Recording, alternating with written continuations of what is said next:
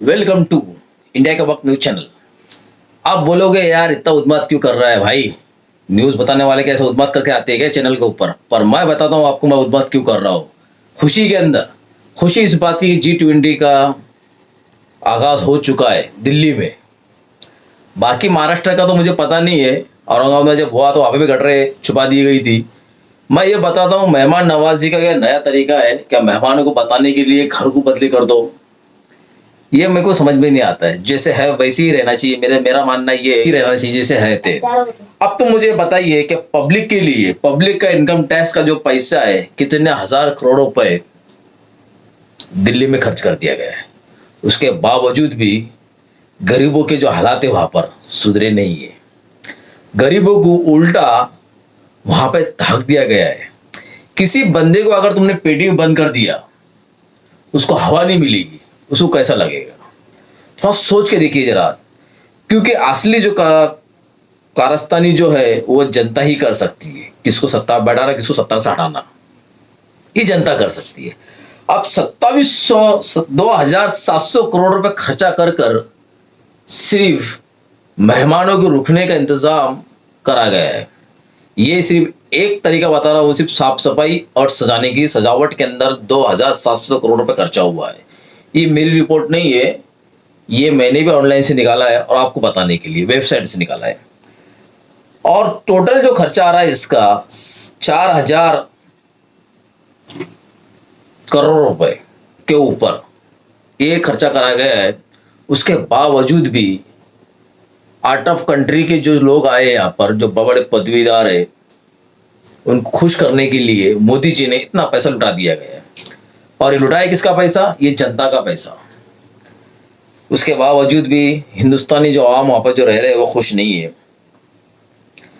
1 लाख फूलों से दिल्ली सजाई गई है। 1 लाख फूलों से, फूल के जो झाड़ आते हैं उसको सजाया गया है। और जैसे ये कार्यक्रम हो जाएगा वो कलचा उठाकर फेंक दिया जाएगा, क्योंकि उसमें से 1 लाख झाड़ सिर्फ दिखने के लिए खड़ा कर दिया गया है। अब 1 लाख झाड़ का मैं अगर वैल्यूएशन पकड़ूंगा अभी तो कम से कम भी तो 4000 करोड़ के अंदर इसमें उसका बजट है। उसके बाद में 43 झाड़ों को नए झाड़ लगाए गए खूबसूरती के लिए साइड से, क्योंकि साइड से झोपड़े वगैरह लगे हुए, दुकानें लगी है, उसको ढक कर उसको झाड़ लगाया गया है कि भाई हमारा पहले से दिल्ली शहर ऐसे ही है, ये बताने की कोशिश करी गई है वहां पर। उसके बाद में फव्वारे लगाए गए, 125 फव्वारे नए तरीके से लगाए गए। उसके अंदर आपने देखा होगा शिवलिंग का भी फव्वारे मौजूद है उसमें। ऐसे 125 फव्वारे लगाए गए और 70 के ऊपर अनेक जगह पे सजावट करी गई है। पूरा दिल्ली को चेंज कर दिया गया है। 60 अलग अलग तरीके के सजावट अलग से और करी गई है दिखाई देने के लिए। और एजेंसीज के नाम अगर आप सुनना चाहते हैं तो एजेंसी के नाम भी मैं आगे बताऊंगा आपको, कौन से एजेंसी ने कॉन्ट्रैक्ट लिया है और वो काम कर रहे हैं। वहाँ के PWD, वहाँ के महानगर पालिका, ये सब वहाँ के हिसाब से आपको बता रहा हूँ मैं, दिल्ली के हिसाब से।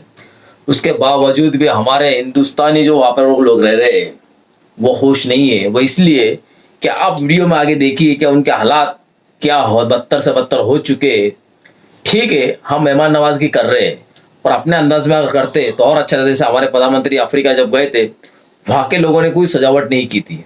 ठीक है, थोड़ा बहुत करना पड़ता है, पर इतना कि पूरी दिल्ली को ही चेंज कर दिया जाए। ठीक है, दिल्ली को चेंज कर दिया, पर गरीबों का हक, जो झोपड़ों में रहते हैं, जो मिडिल क्लास के जो लोग हैं, जो साइड में रहते हैं, उनको ऊपर तुमने पर्दा लगा दिया, अंदर सांसें लेने की जगह नहीं है। छोटी छोटी गली होती है 3-3 फीट की, 2-2 फीट की। एक आदमी को जाने के लिए दूसरा आदमी को साइड में रुकना पड़ता है। वो उस गली के अंदर भी पर्दा लगाकर उस पर बैनर लगा दिया गया, हवा जाने की जगह नहीं है। ये मैं नहीं कह रहा हूँ, ये रिपोर्ट है। आगे वीडियो देखिए आप सब, आपको समझ में आएगा। और ये वीडियो को जरूर शेयर कीजिए, लाइक कीजिए शेयर को। खुदा हाफिज। Behind this green veil, where posters of G20 and Prime Minister Narendra Modi hung, is a place where residents say that they've been hidden away from the world. ये हमें मतलब कीड़ा मकोड़ा समझते हैं हम लोगों को। सफोकेशन होने लगी, हवा तक भी नहीं आ रही है इसकी वजह से। हमारे देश में विदेशी मेहमान आ रहे हैं तो सबसे हमारा फर्ज बनता है हम भी कुछ देश में योगदान करें। क्योंकि उनको सरकार ने कवर कर दिया इस वजह से, ताकि वो अपनी नाकामयाबी छुपा सके। This is Coolie Camp.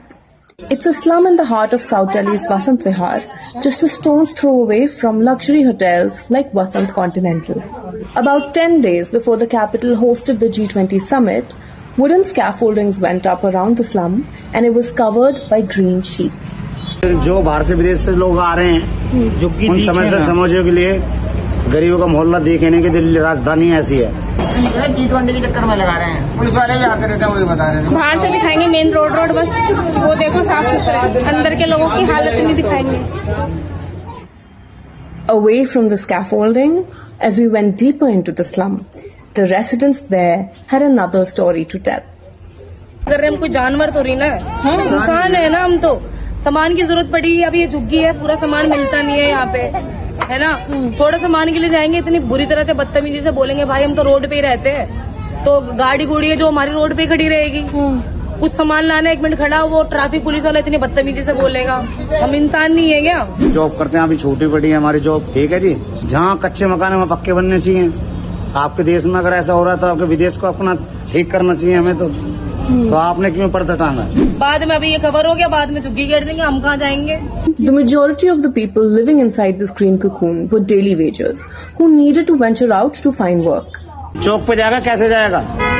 दिहाड़ी करने जा रहा मजदूर 500 रुपए कमाता अपना बेचारा। ये चौराही है, सुबह यहाँ से सारे लेबर लोग जाते काम पे, यहीं से उन तक को परेशान करा जाता है। अब जॉब के लिए तो ये है कि देखो जा रहे हैं और नहीं तो वो है तो बैठेंगे थोड़ा, जॉब के लिए नहीं जा पा रहे। For those who lived within these narrow lanes, this had been home for generations. But now, they said they couldn't breathe.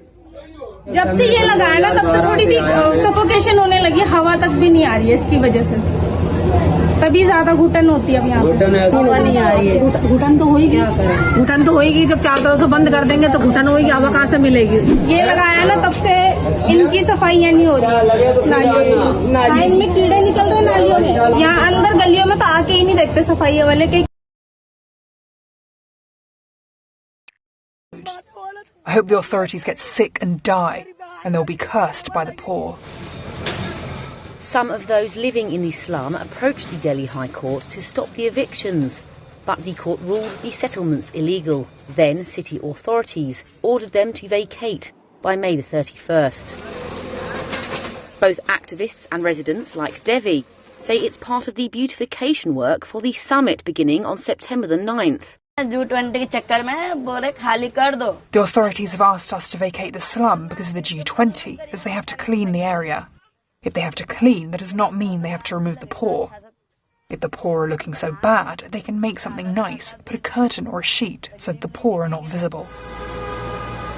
However, Prime Minister Narendra Modi's government officials say the houses were built illegally on government land and their removal is a continuous activity. The demolition started 4 months ago. A junior housing minister said that by July, almost 230 acres of government land had been reclaimed. These houses in slums like Janta Camp are built over years like patchwork. In 2021, officials said that 13.5 million people reside in unauthorised colonies in Delhi. Most of the residents work in nearby areas and have lived within the confines of their small homes for decades. For Devi's husband, Dharmendra Kumar, uprooting has a severe impact. I don't earn so much that I can afford to rent a room elsewhere.